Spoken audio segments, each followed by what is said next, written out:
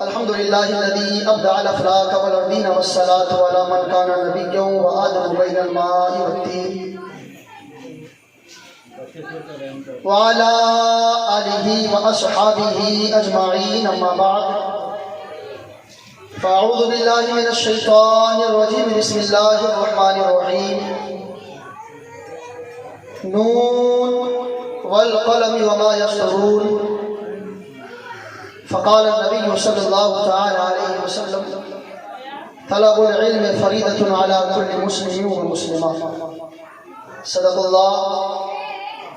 الله العظيم وبلغنا رسوله النبي الأمين المعين المبين المتين الكريم ونحن على ذلك لمن الشاهدين والشاكرين والحمد لله رب العالمين. شاہ مردان شیر یزداں قوت پروردگار لا فتح الا علی لا سیف الا ذوالفقار غوث اعظم و من بے سر و ساما مدد قبلہ دی مدد کعبہ امام مدد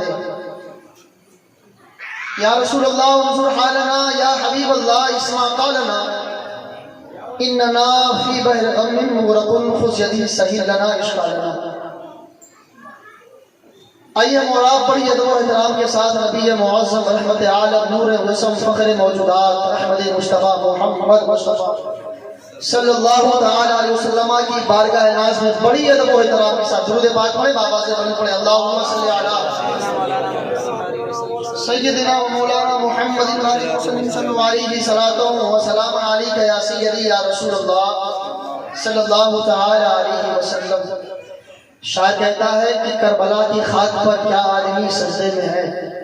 ناظم صاحب توجہ فرمائیے.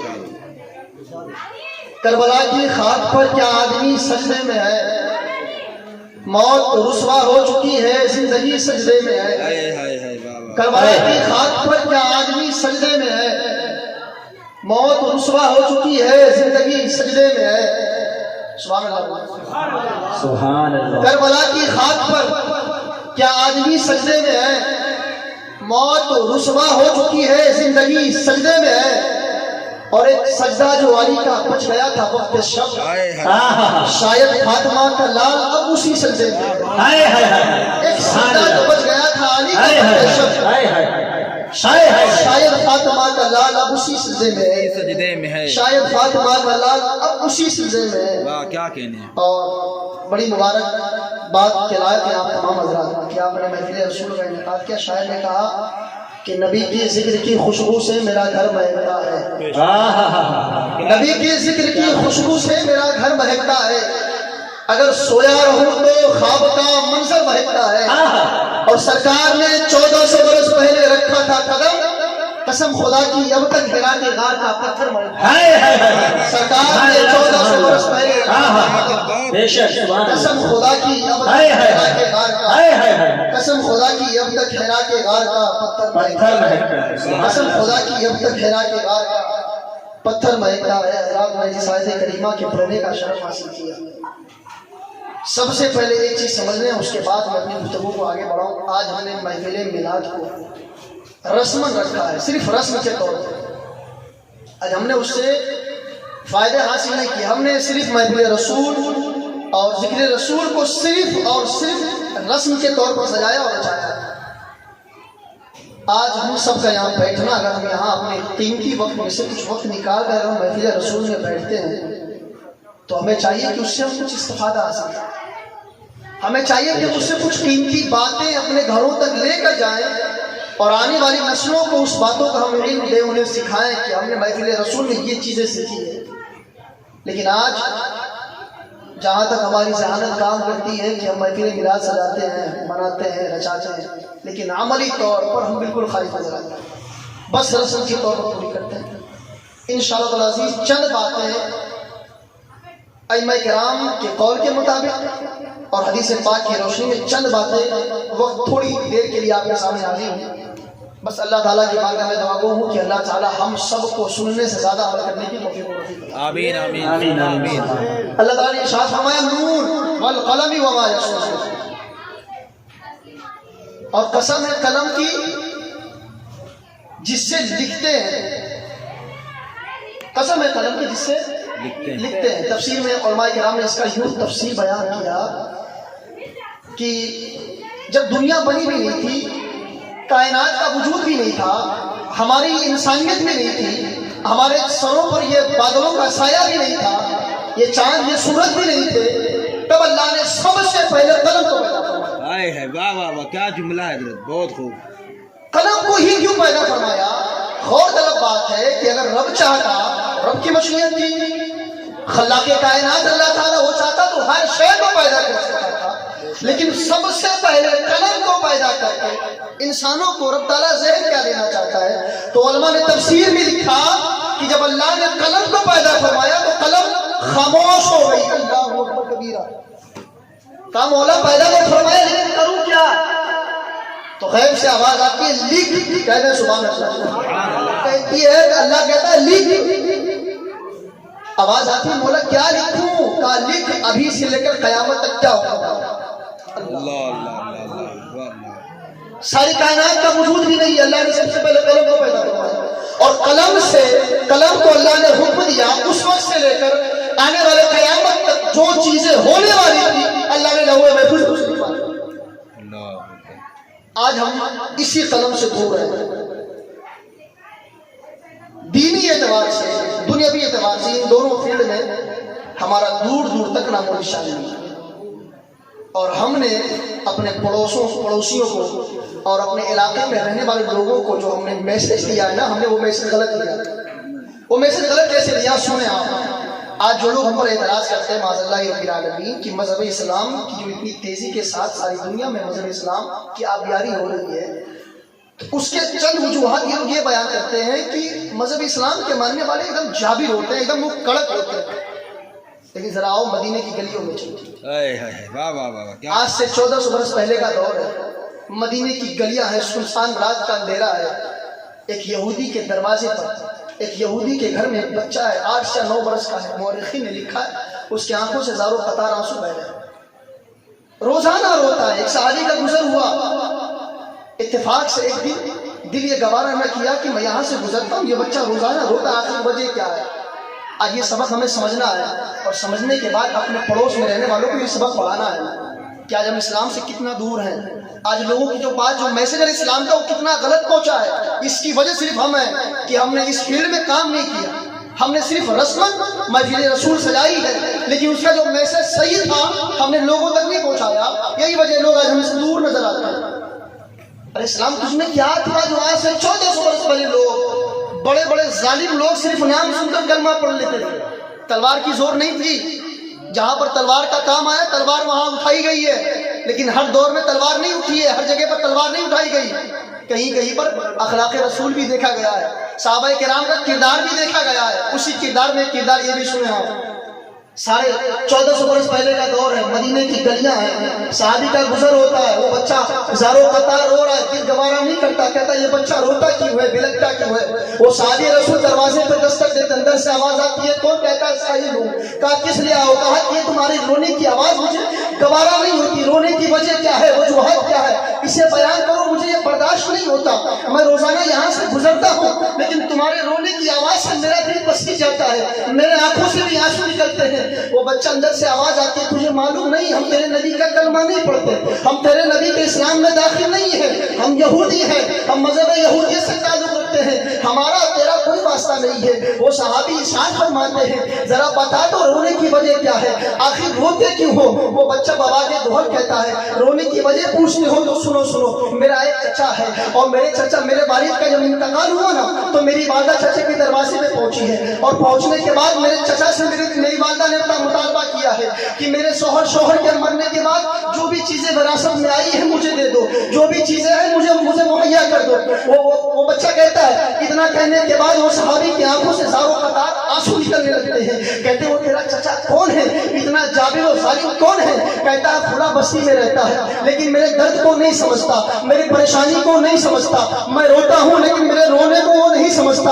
میری ماں صبح سے لے کے شام تک اپنے گھر میں رہ کر روتی ہے لیکن اسے رونا گوارا نہیں ہوتا. ایک دن تو ماحول یہ تھا کہ میری والدہ سے جب برداشت نہ ہوا، میری والدہ گھر سے باہر نکلتی ہے اور نکلنے کے بعد میرے چچا کے دروازے پہ دستک دیتی ہے. اندر سے آواز آتی ہے، کون؟ کہتی ہے، بوڑھی میری ماں کہتی ہے کہ میں تیرے بھائی کی شریک حیات ہوں، میں تیرے بھائی کی بیوی ہوں. کہا کس لیے آئے ہو؟ کہا اس لیے آئی ہوں کہ جو میری چیزیں ہیں مجھے مہیا کر دے، جو میرا مطالبہ ہے اسے پوری کر دے. وہ اندر سے آواز آتی ہے، سن، میں تیری مطالبات کو پوری نہیں کر سکتا، میں تیرے جو اخراجات ہیں اسے نہیں اٹھا سکتا. تیرا شوہر انتقال ہو چکا ہے، جا میرے دروازے سے ہٹ جا. وہ یہودی ہے، آ کے گھر میں آتی ہے اور آنے کے بعد رونے لگتی ہے. وہ بچہ کہتا ہے رونے کی وجہ یہی ہے کہ آج 3 دنوں سے فاقہ ہے، میری ماں کے گھروں میں چولہے نہیں جلے ہیں. آج میں 3 دن سے بھوکا ہوں لیکن آج میرے پیٹ میں کھانے کا ایک لقمہ نہیں اترا ہے. یہی وجہ ہے کہ بھوک کی شدت مجھے رلا رہی ہے، یہی وجہ ہے کہ بھوک کی شدت میری والدہ کو تڑپا رہی ہے.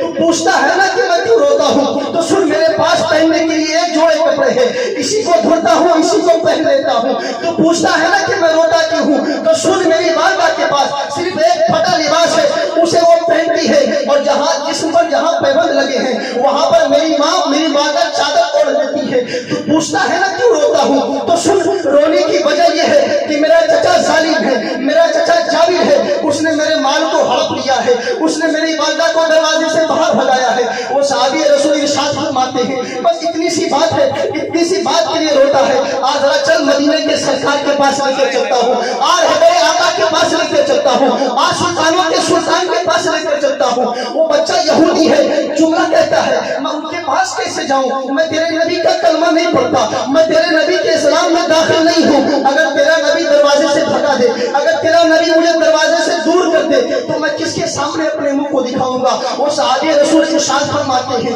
تو میرے نبی کو بھگانے کی بات کرتا ہے. میرے نبی کا گھرانہ تو وہ گھرانہ ہے کہ 20 دنوں کا فاقہ ہے، لیکن دروازے پہ اگر کوئی فقیر آتا ہے، اگر دروازے پہ کوئی عیسائی آتا ہے تو جو چیزیں بنی ہیں اسے مہیا کر دیتے ہیں، لیکن 20 دنوں تک یہ گھرانہ بھوکا رہتا ہے.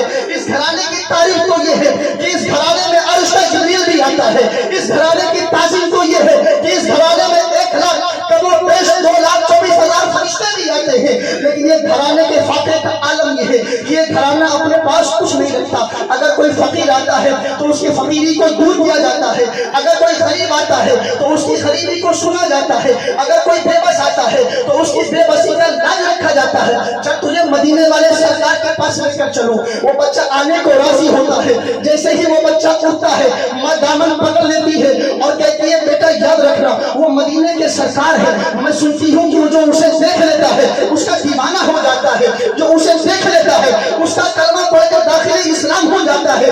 بیٹا سن، تو جا تو رہا ہے، تو مدینے سے، مدینے کی گلیوں سے مسجد نبوی تو جا رہا ہے، لیکن سن، اس نبی کا کلمہ نہ پڑھنا، اس نبی کے اسلام میں داخل نہ ہونا. جب اتنا سنتا ہے بیٹا ماں سے وعدہ کرتا، ماں میں وعدہ کرتا ہوں اس نبی کا کلمہ نہیں پڑھوں گا، اس نبی کے اسلام میں داخل نہیں ہوں گا، بس تو جانے کی اجازت دے دے. ماں اجازت دیتی ہے. وہ بچہ اس صحابی کے ساتھ چلتا ہے. رات کا اندھیرا ہے. جب مسجد نبوی کے دروازے پر پہنچتے ہیں، میرے سرکار صحابہ میں خطبہ دے رہے ہیں. ارشاد فرماتے ہیں، کون آیا ہے؟ صحابی عرض کرتے ہیں، اللہ کے رسول فلاں صحابی آئے ہیں، ساتھ میں کسی بچے کو لے کر آئے ہیں. میرے آقا ارشاد فرماتے ہیں، اسے اندر بلا لو. وہ بچہ مدینے کے دروازے پر کھڑا ہے، مسجد نبوی کے دروازے پر کھڑا ہے، لیکن اندر نہیں آتا، اندر آنے کی جسارت نہیں کرتا، اندر آنے کی ہمت نہیں ہوتی، اندر آنے کی طاقت نہیں ہوتی. میرے آقا ارشاد فرماتے ہیں، اے بچہ تو اندر آتا کیوں نہیں ہے؟ تو اندر آتا کیوں نہیں ہے؟ اس بچے کے جملے کو سنیں. وہ بچہ کہتا ہے، اے نبی، میری والدہ نے کہا ہے کہ جو آپ کو دیکھ لیتا ہے وہ آپ کا ہو جاتا ہے، جو آپ کو دیکھ لیتا ہے وہ کلمہ آپ کا پڑھ لیتا ہے. میں اپنی ماں سے وعدہ کر کے آیا ہوں کہ میں آپ کا کلمہ نہیں پڑھوں گا. اگر آپ میری بے بسی کو دور کرتے ہیں تو ٹھیک ہے، ورنہ میں آپ کے دروازے سے واپس جاتا ہوں. میرے کملی والے سرکار بلاتے ہیں، اس بچے کو قریب بلاتے ہیں. 8 یا 9 برس کی عمر ہے اس بچے کی. یہودی ہے، یہودیت کا مذہب کا ماننے والا ہے، لیکن وہ جو بچہ نبی کے قریب آتا ہے، میرے سرکار اسے گلے سے لگاتے ہیں اور لگانے کے بعد ارشاد فرماتے ہیں اے بچہ بتا تیری حاجت کیا ہے, آنے کی وجہ کیا ہے؟ کہتا ہے اللہ کے رسول میرے گھر میں بے بسی ہے, میرے گھر میں کئی دنوں سے فاقہ ہے, میری والدہ کھانا نہیں کھائی ہے, میرے والدہ کے جسم پر ایک کپڑا ہے وہ بھی پھٹا ہے, اے اللہ کے رسول کچھ مہیا کر دے, اے اللہ کے رسول کچھ عطا کر دے. میرے آقا ارشاد فرماتے ہیں تیری فقیری دور کی جائے گی, تیری بے بسی دور کی جائے گی, تیری حاجت روائی کی جائے گی.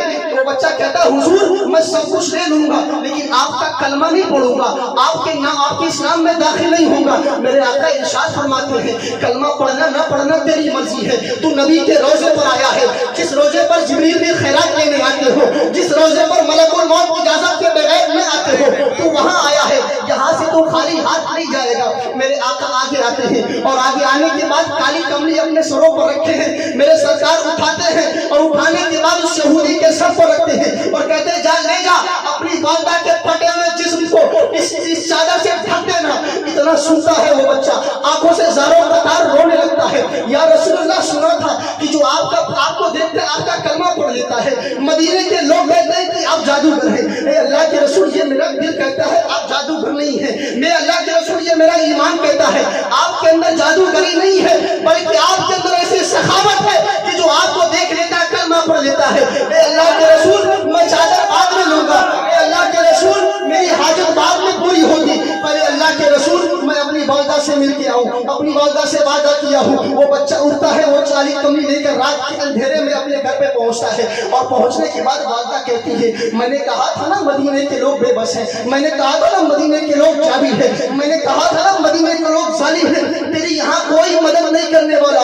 وہ بچہ کہتا ہے والدہ تو کہتی ہے کہ یہاں کوئی مدد نہیں کرنے والا, سن وہ مدینے والے آقا ہے نا جن کے بارے میں لوگ یہ کہتے ہیں وہ جادوگر ہے, میری والدہ سن وہ جادوگر نہیں ہے, اس کے اندر کوئی کلا, اس کے اندر کوئی جادوگری نہیں ہے بلکہ وہ اللہ کا رسول ہے. اپنے بارے میں بتاتا ہے جبریل یہاں آتے ہیں, اپنے بارے میں کہتا ہے خدا کا فرمان یہاں آتا ہے. اے میری والدہ سن وہ کوئی جادوگر نہیں بلکہ اللہ کا سچا پیغمبر ہے. لیکن اے والدہ میں تجھ سے جو میں نے وعدہ کیا تھا میں اس وعدہ کی خلافی کر کے آیا ہوں. تو نے کہا تھا نا جو اسے دیکھ لیتا ہے اس کا کلمہ پڑھ لیتا ہے. اے میری والدہ جب میری نظر نگاہ مصطفیٰ پر پڑی ہے, جب میری نظر مصطفیٰ کے روح سیما پر پڑی ہے تو میرا دل گوارا نہ کیا کہ جس کے دروازے سے چادر لے کر جا رہا ہوں, جس وقت مدینے کے لوگ میرا ساتھ چھوڑ گئے تھے, یہ مدینے والے کملی والے سرکار جب میرا دامن پکڑے ہیں, جب میرے ساتھ ہوئے ہیں, میں ان کا کلمہ کیسے نہ پڑھوں. میری والدہ میں ان کا کلمہ پڑھ کے آیا ہوں, میں ان کے اسلام میں داخل ہو کے آیا ہوں. جب وہ بچہ گھر پہنچتا ہے تو والدہ کہتی ہے بیٹا میرے پھٹے ہوئے جسم کو بعد میں ڈھکنا, جس نبی کا تو نے کلمہ پڑھا ہے نا اس نبی کے چہرے کا دیدار مجھے بھی کرا دے, اس نبی کے اسلام میں مجھے بھی لے آ, جس نبی کا کردار اتنا آلو والا ہے, اس نبی کا اللہ کتنا اخلاق بدلنے والا ہوگا, جس نبی کے اخلاق و کردار کا عالم یہ ہے کہ تو یہودی ہے لیکن تجھے خالی نہیں بھیجتا, اس نبی کا عالم کیا ہوگا, وہ اپنے محبوبوں کو کیسے خالی بھیج سکتا ہے. بیٹا میرے اوپر چادر بعد میں رکھنا, پہلے چل نبی کی بارگاہ میں چل. وہ بوڑھی ماں رات کے اندھیرے میں اٹھتی ہے, اپنے بیٹے کا ہاتھ پکڑتی ہے اور مسجد نبی پر آتی ہے اور آنے کے بعد عرض کرتی ہے اے مدینے والے سرکار, اے کملی والے آقا, ہم نے تو سنا تھا کہ آپ جادوگر ہیں لیکن اے اللہ کے رسول ہم اپنے مذہب سے توبہ کرتے ہیں, آپ مجھے اپنے مذہب میں لے لیں, آپ مجھے اپنا کلمہ پڑھا کر داخل اسلام کر لیں. اے دنیا کے لوگوں یاد رکھو تم نے کہا ہے کہ مذہب اسلام تلواروں کی زور پہ پھیلا ہے تو سنو, یہ مکہ کی سرزمین ہے جہاں پر بڑے بڑے بہادر بھی ہیں, جہاں پر بڑے بڑے دولت مند بھی ہیں, جہاں پر یہودی بھی ہے, لیکن کوئی کسی کا پرسان حال نہیں ہے, کوئی کسی کی مدد نہیں کرتا. لیکن یہ اس نبی کے اخلاق و کردار کی برکت ہے, جس نبی کے اخلاق و کردار کا عالم یہ ہے کہ اگر یہودی آنے تو کلمہ پڑھ کے داخل اسلام ہو جائے.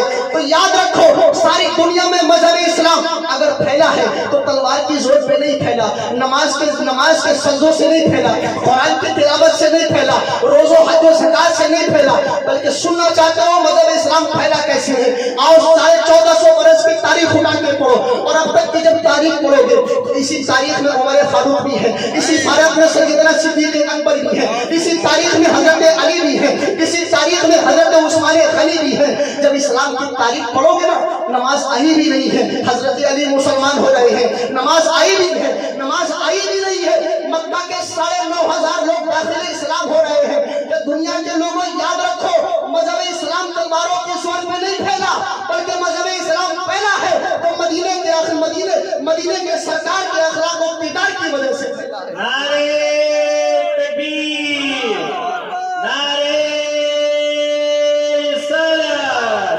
علماء اہل سنت، جشن ختم قرآن، نعرے تکبیر، نعرے رسالت، سبحان اللہ سبحان اللہ۔ یہ وہ مذہب اسلام ہے زندہ باد جس نے مذہب یہودیت میں داخل ہونے والے لوگوں کو بھی اس نے عزت دی ہے۔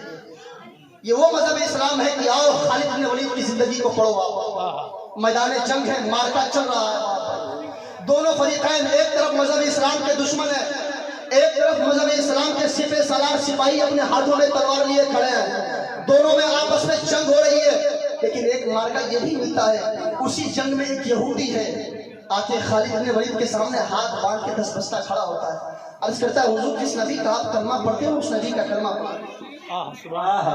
جنگ عروج پر ہے، جنگ تیز ہے، لیکن عرض کرتا ہے حضور جس نبی کا کلمہ پڑھتے ہو نا اس نبی کا کلمہ مجھے بھی پڑھا دو۔ خالد بن ولید پوچھتے وجہ کیا ہے، کیوں کلمہ پڑھنا چاہتے ہو؟ کہا کہ جس نبی کے نام پر، جس نبی کی گستاخی کو یہ غلام برداشت نہ کرتے ہو اس نبی کے روح زیبا کا عالم کیا ہوگا؟ جس نبی کا یہ کلمہ پڑھ کر رات کی اندھیری کو نہ دیکھتے ہو، جس نبی کا کلمہ پڑھ کر میدان میں تعداد کو نہ دیکھتے ہو اس نبی کے اخلاق و کردار کا عالم کیا ہوگا؟ خالد میں میدان چھوڑ کے جاتا ہوں، میں ان ظالموں سے رجوع کرتا ہوں، تیرے اسلام میں داخل ہوتا ہوں، مجھے کلمہ پڑھا داخل اسلام کر لیا۔ یہ اسلام کی تاریخ ہے۔ آج ہم نے اپنے گھروں سے تاریخ اسلام کو مٹایا۔ قرآن پڑھنے کا اصل جو مقصد تھا، جو آپ محفل میلاد جو آپ نے رکھی ہے ختم قرآن کے تعلق سے، کیمیائے سعادت میں علماء نے بیان فرمایا کہ حضرت عیسیٰ علیہ السلام کا زمانہ ہے۔ حضرت آپ کا یہ معجزہ بہت مشہور ہے کہ آپ جس قبر سے گزرتے تھے نا، اگر آپ کے دل میں خیال آیا کہ میں اس سے بات کروں تو آپ اسے ٹھوکر مارتے تھے، وہ کھڑا ہو جاتا تھا۔ سبحان اللہ۔ قرآن میں تو یہاں تک ذکر ہے کہ جس طرح بچے نا مٹی کا کھلونا بناتے ہیں، کبوتر یا جو بھی شکل اس کو سمجھ میں آپ بنا دے، اسی طرح حضرت عیسیٰ علیہ السلام مٹی سے کھلونا بناتے، اب بنانے کے بعد اسے پھونکتے تھے، پھونک مارتے تھے اس کو۔ اللہ نے آپ کی پھونک میں یہ تاثیر رکھی تھی کہ وہ پرندہ جو مٹی کا ہے گوشت کے ساتھ اپنے پروں کے ساتھ پھڑپھڑاتا وہ ہوا میں ہو جاتا۔ یہ نبیوں کے معجزات۔ آپ کا گزر ایک قبر سے ہوا، آپ نے کیا دیکھا؟ ایک قبر کے اندر اللہ کے فرشتے، تھوڑی سی آواز تیز کر دو بھائی، قبر کے اندر اللہ کے فرشتے اس قبر میں مردے کے اوپر عذاب دے رہے تھے۔ آپ کا گزر ہوا، جب آپ وہاں سے گئے نا تو جب آپ وہاں سے واپس آئے تو آپ کیا دیکھے؟ جس قبر میں اللہ کے فرشتے اس بندے پر عذاب دے رہے تھے کہ اچانک کچھ دیر کے بعد اسی قبر پر اللہ کے رحمت کے فرشتے آئے ہوئے، وہاں پر رحمت و انوار کی برسات نازل ہو رہی تھی۔ آپ اللہ کے نبی تھے، ڈائریکٹ رب سے مکالمہ کیا، رب سے باتیں کی، مولا ماجرا کیا ہے؟ ابھی گزرا ہوں یہاں پر تیرے عذاب کے فرشتے تھے، اس بندے پر عذاب ہو رہا تھا، ابھی چند وقت کے لیے واپس آیا ہوں، یہاں پر تیرے رحمت کے فرشتے ہیں، اس بندے پر جنت کی کھڑکیاں کھلی ہیں، مولا ماجرا کیا ہے؟ غیب سے آواز آتی ہے، عیسیٰ سن، جب یہ مرا تھا تو اس کی بیوی حاملہ تھی، جب اس کے بدن سے جب بچہ پیدا ہوا، جب وہ پروان چڑھا اور جب اس قدر بڑا ہوا کہ وہ مدرسے میں جب آیا، جب استاد کے پاس آتا ہے، جب استاد نے اسے بسم اللہ الرحمن الرحیم پڑھایا، جب استاد نے صرف لفظ بسم اللہ الرحمن الرحیم پڑھایا، اے عیسیٰ ذرا تو ہی بتا کہ جس کا بچہ دنیا میں رہ کر مجھے رحمان پکارتا ہو، جس کا بچہ دنیا میں رہ کر مجھے رحیم پکارتا ہو، اس کے بعد تو قبر میں عذاب دوں؟ کیا یہ میرے نبوت کو گوارا ہے؟ اے عیسیٰ بس اسی بسم اللہ کی برکت سے میں نے اس کے گناہوں کو معاف کیا اور اس پر رحمت کے فرشتے اترے۔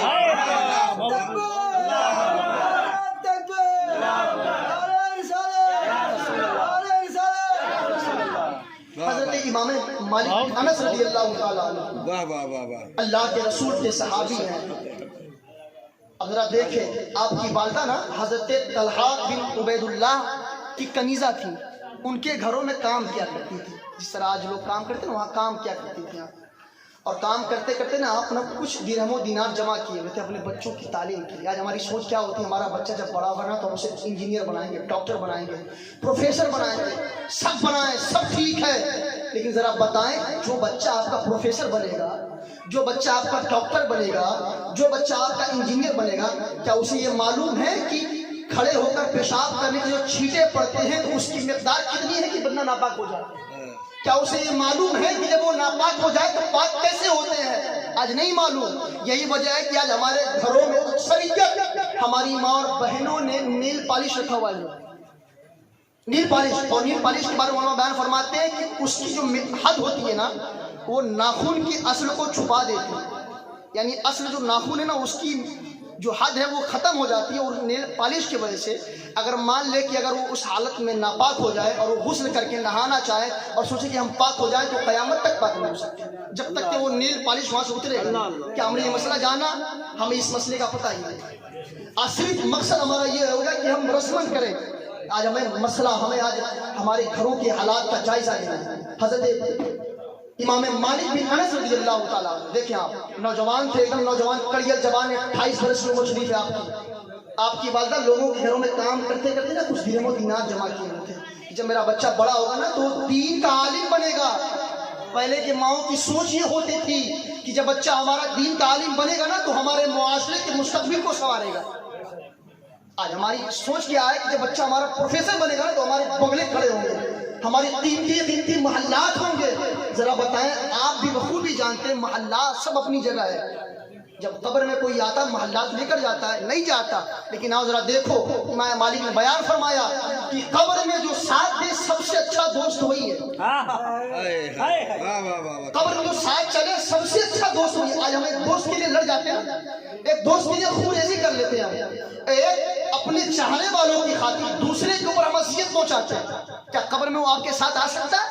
کیا آپ کی محبت وہاں دکھا سکتا ہے وہ کہ دوست میں تیرے ساتھ محبت کرتا ہوں, چل میں تیرے ساتھ میں بھی چلتا ہوں؟ ساری محبتیں ختم ہو جاتی ہے. لیکن امام مالک بیان فرماتے ہیں ایک دوست ایسا ہے, ایک محب ایسا ہے کہ جب وہ جاتا ہے نا محبوب بھی ساتھ جاتا ہے, اس کا دوست بھی ساتھ جاتا ہے. کہا وہ دوست کون ہے؟ تو کہا وہ دوست وہ ہے جو دین کی تعلیم اپنے سینوں میں لے کے جاتا ہے. تاکہ جو اپنے سینوں میں قرآن لے کے جاتا ہے نا وہ قرآن نکالا نہیں جا سکتا, وہ حدیث اس کے سینوں سے نکالی نہیں جا سکتی. یہ اس کا اصل دوست ہے. جب وہ قبر میں اترتا, یہی تک نہیں, آج ہم تو دنیا میں یہ دوست کو دوست پھنسا دیتا ہے, آپس میں لڑوا دیتا ہے, مروا دیتا ہے. لیکن دیکھیں قرآن کیسا دوست ہے, سبحان اللہ بولے آپ. حدیث دیکھیں کہ دوست کیا ہے, دوست کہتے ہیں کسے. ہم نے دوست وہ سمجھا جو ہمارے ساتھ برائی میں ساتھ دے وہ دوست ہے, جو اچھائی میں نہ ساتھ دے وہ دوست نہیں. ہم نے یہ دوست کا ہم نے اصل مقصد سمجھا. دوست اصل ہے کون؟ دیکھیں آپ, دوست وہ ہے کہ جو قبر میں ساتھ جاتا ہے. قبر میں ساتھ کون جا رہا ہے؟ قرآن. قبر میں ساتھ کون جا رہا ہے؟ جو دین ہے, تعلیم ہے سینے میں. وہ جب وہ انسان اترتا ہے نا قبر میں, جس کے سینے میں قرآن کا علم ہے, تو اب دیکھیں یہی تک نہیں, وہ ساتھ یہاں بھی نہیں چھوڑتا. قرآن یہاں اسے اکیلا نہیں چھوڑتا, بلکہ قرآن قاری کو کہتا ہے سن, قبر کی اندھیری کو دیکھ کے ڈر نہ جائے. سبحان اللہ. ہیبت ناک فرشتوں کے سوالات کو دیکھ کر ہیبت نہ کھانا. سن, تیری شفاعت کے لیے میں حاضر ہوں. جس طرح تو نے دنیا میں مجھے اپنے سینے سے لگایا تھا اور میں تجھ سے جدا نہ ہو سکا, قبر میں بھی تیرے ساتھ تیرے سینے سے لگایا ہوں.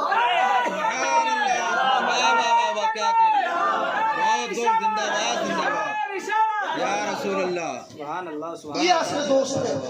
اور یہی تک نہیں, قبر ہی تک نہیں, قبر تو وہاں بھی ساتھ دے گا. قبر میں بھی قرآن قبر میں بھی ساتھ دے رہا ہے, بندوں کی شفاعت کے لیے کھڑا ہے. جب وہ ڈرے گا نا, ہیبت ناک شکل بنا کے فرشتے آئیں گے, تو قرآن کہے گا ٹھہر جا, اور آپ کا قرآن سنا دے. یا ایھا الذین آمنوا اطیعوا اللہ واطیعوا الرسول, سنا, یہ فرشتے سمجھ جائیں گے نبی کا عاشق ہے. اللہ اکبر کبیرہ. یہی تک نہیں, جب کل قیامت کا دن ہوگا, حشر کی مجلس سجی ہوگی, سارے لوگ جمع ہوں گے, ہر کوئی گنہگار نادی ہوگا, اپنے سروں کو جھکایا ہوگا, یوں اس طرح کھڑا ہوگا. کسی کے بساط نہیں ہوگی کہ رب کے سامنے سر یوں اٹھا سکے. ہر کوئی سروں کو جھکایا ہوگا. اس میں ایک جماعت ایسی بھی ہوگی جو بابا کے دوران قرآن کی تلاوت کرتی ہے. پہلے میں سے پوچھیں گے مولا یہ کون لوگ ہیں؟ بتایا جائے گا یہ وہ لوگ ہیں جو دنیا میں رہ کر دنیا کی مصروفیت کے علاوہ قرآن کی تعلیم حاصل کرتے تھے, قرآن کی تلاوت کرتے تھے. یہ وہ لوگ ہیں, یہ ان کے والدین ہیں, یہ ان کے اہل و عیال ہیں, یہ وہ لوگ اب دیکھیں امام طبری لکھتے ہیں، محدث طبری بہت بڑے محدث اپنے وقت، اب لکھتے ہیں کہ ہمیں علم کی طلب ہوئی. اب ہم علم کی طلب کے لیے ہم اپنے علاقے سے کوچ کیے. جب ہم کچھ دوری پہ پہنچے تو ہمیں استاد نظر آئے. ہم نے ان سے پوچھا حضور ہمیں دین کی تعلیم حاصل کرنی ہے. استاد کہتے ہیں ہم دین کی تعلیم تو ہم دے دیں گے آپ کو، لیکن ہم بھوکے ہیں، ہم کو کھانا کون کھلائے گا؟ محدث طبری بیان فرماتے ہیں کہ حضور آپ کھانے کی فکر نہ کریں، ہم اتنے اشرفی اور درہم و دینار لے کر آئے ہیں کہ کم سے کم 1 سال کا خرچہ چلے گا. سارے بچے درہم و دینار جمع کرتے ہیں اور جمع کرنے کے بعد علاقے ہی کے دکاندار جو یہودی تھا مذہب سے اس کے پاس پہنچتے ہیں اور پہنچنے کے بعد یہ درہم و دینار جمع کرتے ہیں اور کہتے ہیں سن ہم یہاں تعلیم کے لیے آئے ہیں، اگر یہ ہمارا پیسہ ختم ہو جائے نا تو ہمیں بتا دینا تاکہ ہم تیرے پاس آ کر تیرے پیسے کو دے سکیں. محدث طبری بیان فرماتے ہیں کہ جب وہ 1 سال گزر گیا اور جب وہ کھانے کے سارے پیسے ختم ہو گئے، سارے لوگ آئے اور عرض کرتے ہیں، کہتے ہیں دکاندار سے دیکھ ہم نے تو 1 سال کے لیے خرچہ لایا تھا، ہمارے استاد کا بھی کھانا ہے ہمارا بھی کھانا ہے، لیکن 1 سال میں جو چیزیں بھی ختم ہو گئی ہے، کیا تم مجھ کو ادھار دے سکتا؟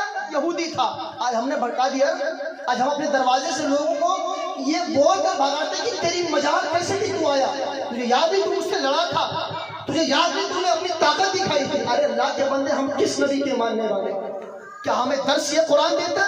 کیا ہمیں یہ حدیث درس دیتی ہے؟ ارے ہماری بساط کیا، آپ کی بساط کیا، ہماری مجال کیا؟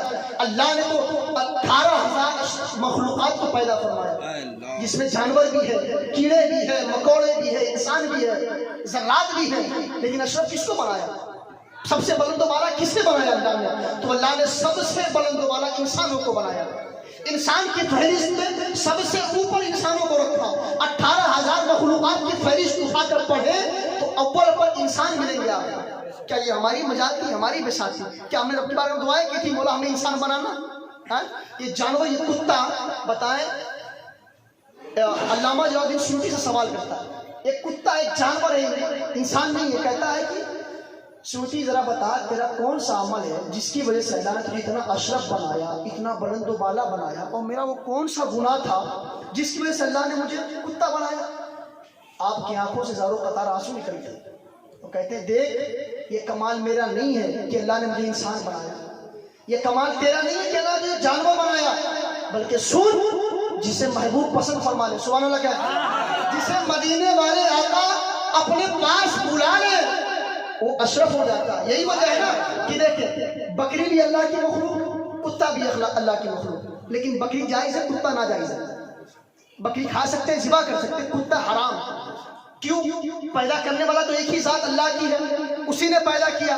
دونوں مخلوق ایک ہی مالک کے، لیکن ایک میں حرمت اور ایک میں حلت کا فلسفہ کیا ہے؟ ایک حرام ایک حلال کیوں ہے؟ تو مفسرین نے، صوفیہ نے اس کا یوں بیان فرمایا کہ حلت و حرمت کا جو فلسفہ ہے نا کہ بکری جائز ہے کتا حرام ہے، اس کی وجہ یہ ہے کہ آج سے 1400 برس پہلے مدینے چلو. سبحان اللہ بولو. مدینے کی سرزمین پر ابو جہل بھی ہیں، مدینے کی سرزمین پر ابو جہل بھی ہے، ابو لہب بھی نبی کا سگا چچا ہے، نبی کا سگا چچا ہے، لیکن اسلام کا دشمن ہے، نبی کا دشمن ہے، نبی کے شان میں گستاخی کرتا ہے، نبی کا اپنا ہونے کے بعد بھی نبی دور کرتے ہیں. لیکن حبش کا کالا بلال ہے، آنکھوں سے کالا، چہرے سے کالا ہے، ناک چپٹی ہوئی ہے، آنکھیں اندر ہے، لیکن حبش کا رہنے والا ہے، دور ہے لیکن دور رہ کر نبی کو پکارتا ہے، دور رہ کر نبی کی حمد بیان کرتا ہے. تو دور رہ کر بھی جو نبی کے قریب آ جائے تو یہ کمال ان کا نہیں ہے بلکہ یہ کمال محبوب کا ہے، یہ کمال مدینے والے سرکار کا ہے کہ میرے آقا نے بلال کو پسند فرمایا تو بلال اشرف ہو گیا، اور ابو جہل کو میرے آقا نے ناپسند فرمایا تو ذلیل و خوار ہو گیا. تو علماء نے یہی بیان فرمایا کہ نعرہ تکبیر، نعرہ رسالت، علماء اہل سنت، جشن ختم قرآن، نعرہ تکبیر، نعرہ رسالت. سبحان اللہ. حلت و حرمت کا فلسفہ یہی ہے کہ جسے محبوب پروردگار پسند فرما لے، جسے نگاہ یار پسند فرما لے وہ حلال ہو جاتی ہے، جسے محبوب یار ٹھکرا دے وہ حرام ہو جاتی ہے. یہی فلسفہ ہے. تو امام طبری جب پہنچے نا تو اس یہودی سے کہا کہ کچھ ادھار دے سکتا؟ کہا کیوں نہیں لے کر جاؤ. آج ہم نے کیا کیا, دروازے سے بھگایا اپنے لوگوں کو. یہی وجہ بنی کہ آج ہمارے اکثریت لوگ حرام خوری کی طرف پہنچے ہوئے. کیوں؟ آج اللہ نے ہمیں دولت دیا نا تو ہم نے صرف اس کا اپنے اوپر استعمال کیا. حالانکہ ہونا تو یہ چاہیے تھا کہ ہم اپنے مذہب سے ہٹ کر لوگوں کو دیکھیں, انسانیت دیکھیں. پہلے آپ دیکھیں, جو مسئلہ کافی ہے, اس میں بہت ڈیپ کی باتیں آئیں گی, لیکن سب سے پہلا جو مراحل ہے, لوگوں اخلاق و کردار سے لوگ پہچانے جاتے ہیں, نام سے پہچانے نہیں جاتے. جب وہی انسان مالدار ہے لیکن جب مر جائے نا تو لوگ کہتے ہیں دیکھو حرام خوری سے بنایا تھا, ہے کہ نہیں؟ آج ہم ہی لوگ کہتے ہیں. کیوں؟ چونکہ وہ اپنی شہرت سے نہیں جانا گیا, وہ اپنے کردار سے جانا گیا. لیکن ایک کٹیا میں رہنے والا 5 وقت کا نمازی ہے, جب مر جائے تو یہ نہیں کہتے کٹیا والا مرا ہے, بلکہ لوگ کہتے ہیں کہ نمازی کا انتقال ہو گیا.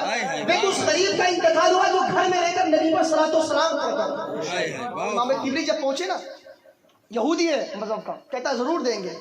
آپ نے وہاں سے راشن لیا اور لینے کے بعد جب آئے نا تو جب آپ کی تعلیم مکمل ہو گئی, مسلسل 3 سال ہو گئے, 2 سال نا ایکسٹرا راشن کھا لیے. وہ یہودی لکھتا گیا, کھاتے میں لکھتا گیا. جب وقت ختم ہو چکا, جب آپ تعلیم حاصل کر لیے تو اس یہودی کے پاس آئے. دیکھیں, تعظیم کریں آپ, اپنے علاقے کے علماء کی تعظیم کریں آپ, اپنے علاقے کے علماء کی تعلیم کریں جو تعلیم حاصل کر رہے ہیں. کیونکہ اللہ کے رسول نے اشارہ 4 بننا, 5واں نہ بننا. ان میں سے پہلا کیا فرمایا؟ کن عالمن. سبحان اللہ بولے. اگر ہو سکے نا, اللہ تمہیں توفیق دے تو کوشش کرنا کہ عالم بننا. سبحان اللہ. اور اگر عالم نہ بن سکو تو کیا بننا؟ سرکار فرماتے او متعلمن, اگر عالم نہ بن سکو تو علماء کی صحبت میں رہنے والے طالب علم بن جانا, ان سے دینی مسائل سیکھنا. آج ہم مسجد میں آتے ہیں یوں دھڑا دھڑا وضو بناتے ہیں. کیوں؟ کیونکہ ہم نے ایک دوسرے کو دیکھا, ہم نے سیکھا نہیں ہے. اپنے مسجد کے امام سے پوچھا نہیں حضور فرائض کہاں تک ہے, پتہ نہیں کہاں یہاں بال چھوٹ گئے, چہرے کا مسح کرتے سمے پتہ نہیں چہرے کو دھوتے سمے داڑھی کی ایک ریش چھوٹ گئی ہم سے, ہمیں تو معلوم ہی نہیں. ہم نے تو لوگوں کو دیکھا ہے, کس طرح اٹھے ہم بھی اٹھتے ہیں, کس طرح بیٹھے ہم بھی بیٹھے, ہم نے تو پوچھا ہی نہیں. کل حشر میں یہ سوال ہوگا تو یہ جواب نہیں دے سکتے آپ کہ مولا ہمارے پاس وقت ہی نہیں تھا. ساری چیزیں مقید کر دی جائیں گی. امام طبری جب پہنچے نا 3 سال مکمل ہو گئے, جب آئے نا آپ جو ان کی جو اخراجات تھے, کہا ذرا یہودی بتا تیرا کتنا خرچہ ہوا.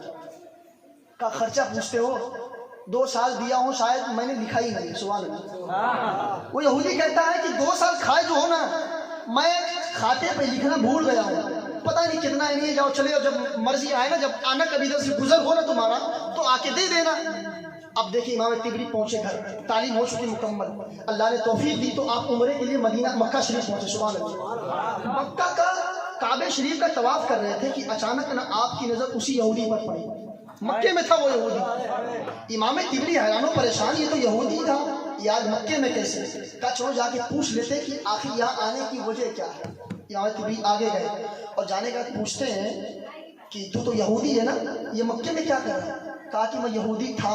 سبحان اللہ. کہا میں یہودی تھا, اب یہودی نہیں. کہا کہ ماجرا کیا ہے؟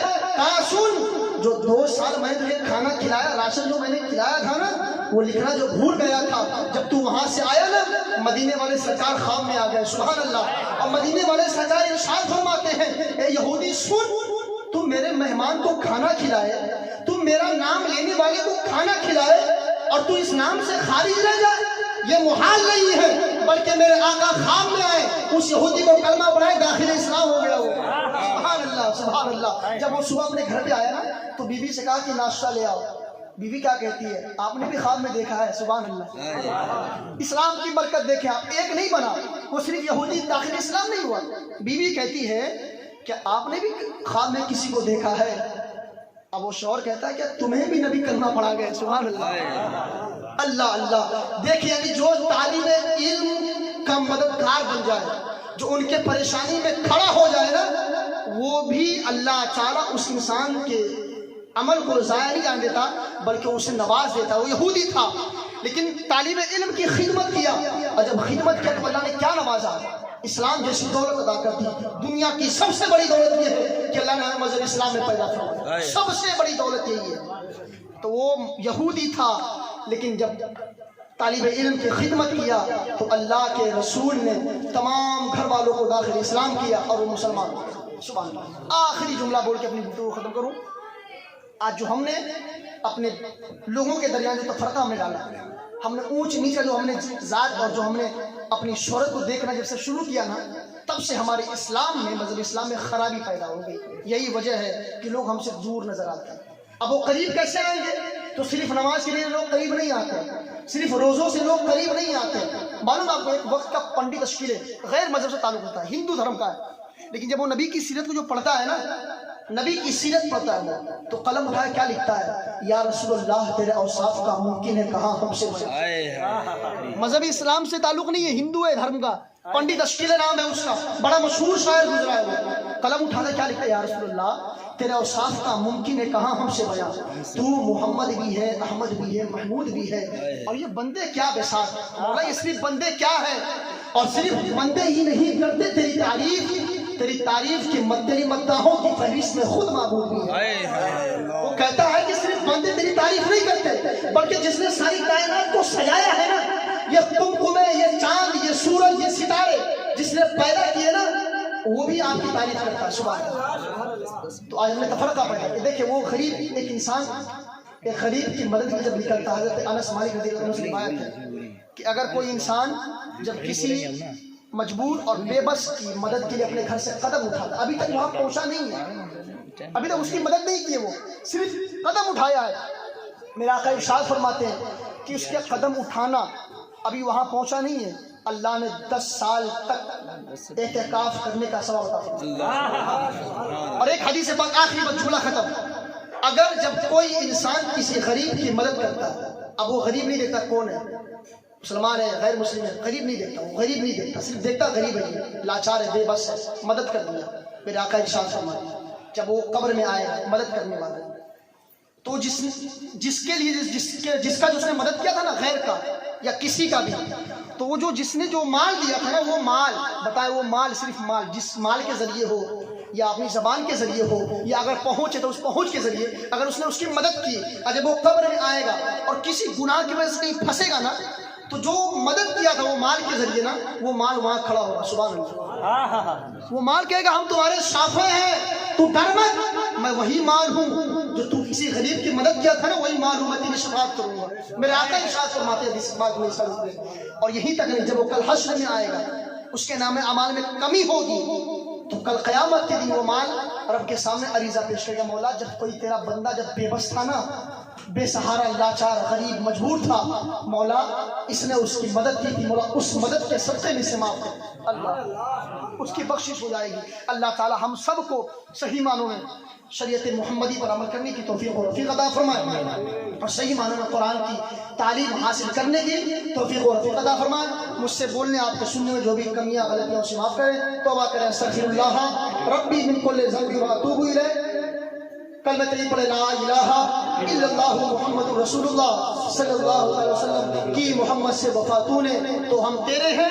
یہ جہاں چیز ہے کیا، لوح و قلم تیرے ہیں، اور ملائک ان کے در پہ باری باری نعت پڑھتے ہیں. سکندر بن کے طیبہ میں بھکاری نعت پڑھتے ہیں، اور خدا نے یوں بنائی ہے میرے سرکار کی صورت، نظر پڑتے ہی پتھر کے پجاری نعت پڑھتے ہیں، نظر پڑتے ہی پتھر کے پجاری نعت پڑھتے ہیں. اور میں نے اس ذات پہ لکھنے کی جسارت کی ہے جن کے دامن میں فرشتوں نے عبادت کی ہے. اور اللہ اللہ کیا لوگ تھے وہ لوگ جن لوگوں نے چلتے پھرتے میرے سرکار کی زیارت کی ہے. وما علینا الا البلاغ. السلام علیکم ورحمۃ اللہ وبرکاتہ.